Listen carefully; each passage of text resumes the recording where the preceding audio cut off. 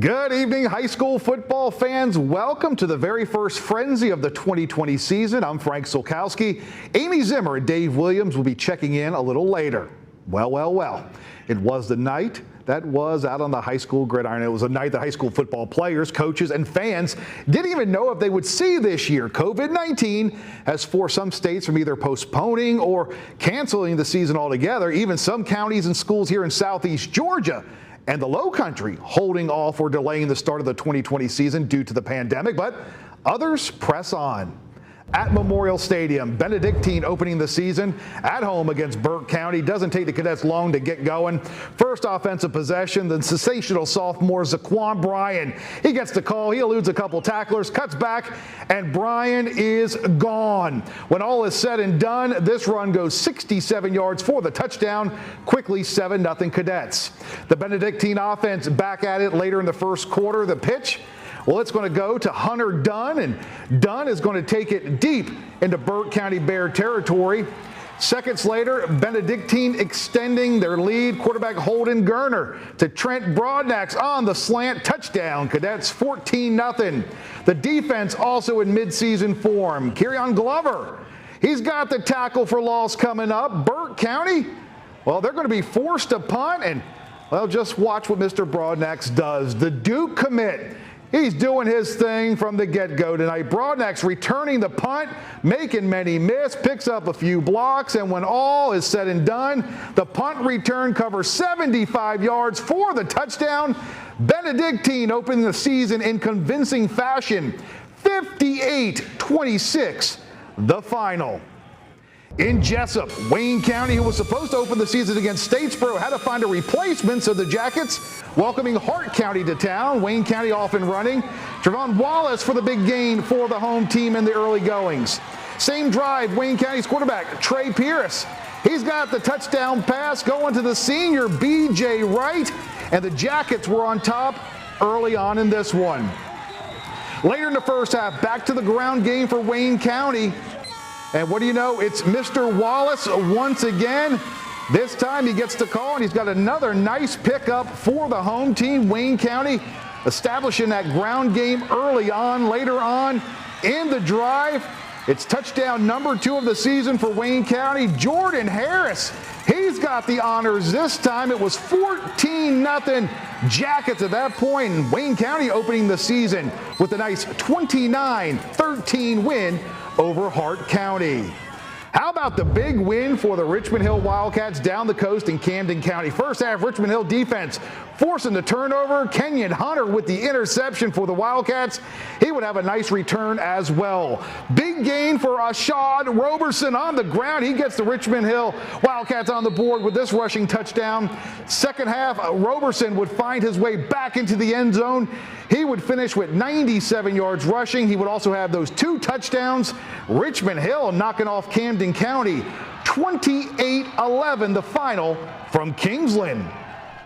Out to Brooklyn, Southeast Bullock opening the season at home against Screven County. Jackets grabbing the lead. They do so on the 42-yard field goal from Jonah Jones. SEB was adding to their lead a little later in the first half. How about the pass and catch from Gage DiGiovanni to Tyler Griffin? When all is said and done, this play covers 86 yards, and it was 10-0 Southeast Bullock. Home team wasn't done in the first half. They're going to go up 17-0 on another touchdown pass. Once again, DiGiovanni. This time he finds Enosh McMillan for the score. Then we're going to move to the fourth quarter. Jackets going to seal the deal. Tyler Griffin again. This time he's got the interception, but he wasn't done. He turns the pick into the pick 6. Southeast Bullock with a nice season opening win over Screven County. 31-13, the final. Time now to check in with my partner in crime tonight. Amy Zimmer was roaming the sidelines out in Springfield and Pooler. Hey, Amy, what you got for us? That's right, Frank. Well, we'll head out to the Palace in the Pines for Effingham County in just a second. First things first, a big single-A showdown in Pooler as Savannah Christian welcomed ECI to town. Savannah Christian out in full force, rocking custom Raider mask.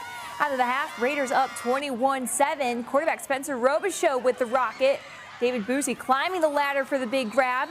Same drive this time. Robichaux going to go with a handoff to Eli Brown.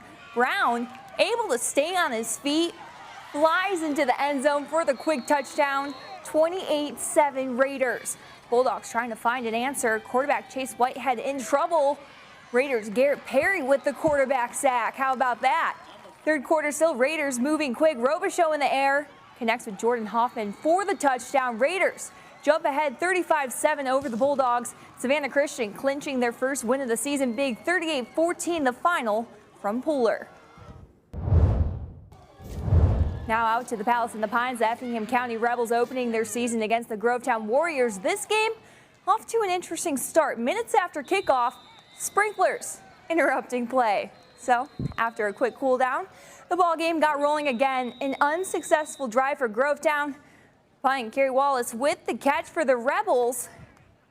And he finds a lane up the sideline. Steps on the gas, but then taken down and loses the ball. Grovetown with the fumble recovery. And Warriors in control now, but Rebels, Kayshawn McCarr all over this play for the big takedown. Still scoreless in the first. Rebels quarterback Zach Garcia to Miquel Allen loses the ball. Grovetown scoops it up, and that's Cardell Rudolph taking it into the end zone. Warriors on the board first, 7-0. Less than 6 minutes left in the first. Effingham looking to get something going. Rebels Wallace again with the big catch. Steps on the gas. He's outrunning multiple Warriors up the sideline for the huge game for the Rebels. Effingham going to be on their feet for this one. The first quarter would run out, and so would the Rebels drive, settling to have to kick a field goal to start the second quarter. That put them up on the scoreboard. Score now 7-3. Grovetown still leading, but Effingham County would get rolling after the half, coming out on top over Grovetown, 21-13 the final. So that's a look at what's went down in Springfield and Pooler, and still to come, we'll check in with Dave Williams, who is also out about here in Southeast Georgia. Frank. All right, thanks so much, Amy. And Dave was in Tattnall and Bryan counties tonight. Those highlights and many more still to come here on The Frenzy. But as we go to break, as the season kicks off here in Georgia, a big part of high school football in the Peach State going to be missing. Tommy Palmer, considered the voice of high school football around the state, has passed away following a long battle with lung cancer. Tommy Palmer was the founder and host of the Georgia High School Scoreboard radio show. The Claxton native worked in radio for 60 years. During his career, he would also lend his talents to Georgia Public Broadcasting's coverage of the state championship games. Tommy Palmer was a true professional and a dear friend to so many. He will be missed.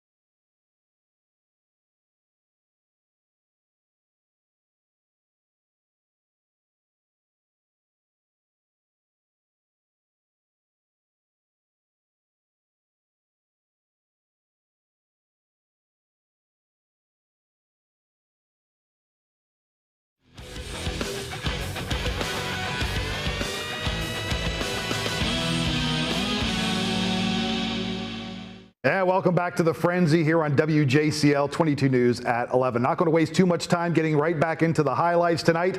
Dave Williams hitting the road for Tattnall County and Bryan County. Hey, Dave, what you got for us? Well, Frank, here at Tattnall County, it's certainly an interesting matchup as the host Battle Creek Warriors welcome the Claxton Tigers to town. Ironically, this is a matchup of two former head coaches from Savannah. Former Savannah High head coach Tony Welch beginning his third season with the Claxton Tigers, while former Windsor Forest head man Isaac Farrell begins his first season here at Tattnall County. And a pretty good crowd on hand despite COVID-19 in place. It was the Tigers, though, roaring early. First play from scrimmage, Hayden Morris swings it out to Kayron Taylor, and he's off to the races, 60 yards in all. And just like that, it was 7-0 Claxton. The Tigers get moving again on their first play of their next possession. Robbie Lane takes the handoff, and he's coming right into your living room, down to the Tattnall County 2-yard line. They would punch it in one play later, and Claxton was looking good, up 14-0. But they were far from done on their next possession. Hayden Morris finds Shakari Denson in the end zone for the touchdown, 21-0 Claxton. And the Tigers go on to win 28-16. Meanwhile, in Pembroke, new Bryan County head coach Sherrod Freeman hoping his squad can snap a 16-game losing streak as they host Butler. But it wasn't meant to be. Already up 12-0, Butler adds to the lead with that touchdown run, and it's 18-0. Then, despite being backed up with a penalty for the 2-point conversion, they get it anyway to go up 20-0 as Butler hands Bryan County its 17th straight setback. 36-6, your final. I'm Dave Williams, WJCL 22 News. All right, thanks so much, Dave. In Ludowici, Long County hosting Berrien County. Good start for the home team. Blue Tide were up 21-0. Here you go, though. Second half, Berrien with the ball. There's Justin Cribb with the handoff to Artavius Williams. Big game, but he is going to end up fumbling the ball here coming up. And Long County there to recover, but Long County, they're going to give the ball right back. Quentin Golden tries to hand it off, but the fumble, and again, Berrien there to recover. The Rebels come back out on the field. Justin Cribb with the handoff to Raheem Dixon. He's in for the touchdown, and the comeback was on for Berrien County on the road. They came all the way down from South Georgia. And Long County trying to maintain their lead here. Lee going to throw the pick. Jamon Robinson for Berrien. How about the pick six? He's going to take it the other way for the touchdown. Berrien, they were down 21-0. They rally. What a big second half here. They go on to top Long County. 41-21, the final in this one. Let's get out to Wilmington Island. You had St. Andrews hosting John Paul II, scoreless at halftime. Third quarter, JP2 on the move. The completion to Jackson Ogden moves the ball deep into Lion territory. But St. Andrews with a big play coming up on defense. They're going to force the fumble inside the 10-yard line. Lions there to recover. Game going to remain scoreless. Move to the fourth quarter. Golden Warriors have the offense clicking now. Quarterback Jeremiah Young on the keeper. He busted to the outside for the big pickup deep into St. Andrews territory. Then moments later, Young going to call his own number again. This time he's in for the touchdown. That score big because it was the only one in the game. John Paul II with the win, 6-0, the final over St. Andrews. Now, Thursday night in Statesboro, Bullock Academy was hosting Savannah Country Day. Bullock Academy, wow, they came out grabbing the first quarter lead. How about this? On the quarterback sneak, Tyler Willoughby going to give the home team the 6-0 advantage. The Hornet offense having a little rougher time finding a rhythm. The low snap, fumble, it's going to be recovered by Bullock Academy. However, Savannah Country Day's defense, they're going to come up with a big play to get the ball back. Cam Harrison with the ball, and he's going to have a nice pickup for the home team, but David Gilpin going to strip the ball. Hornets there to recover the fumble.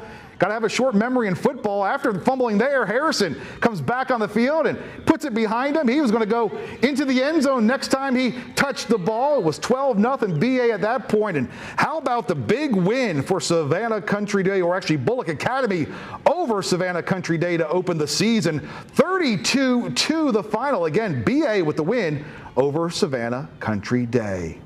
All right, folks, that's going to do it for us tonight. Of course, we'll be back here next Friday with even more high school football scores and highlights. We'll see you next Friday.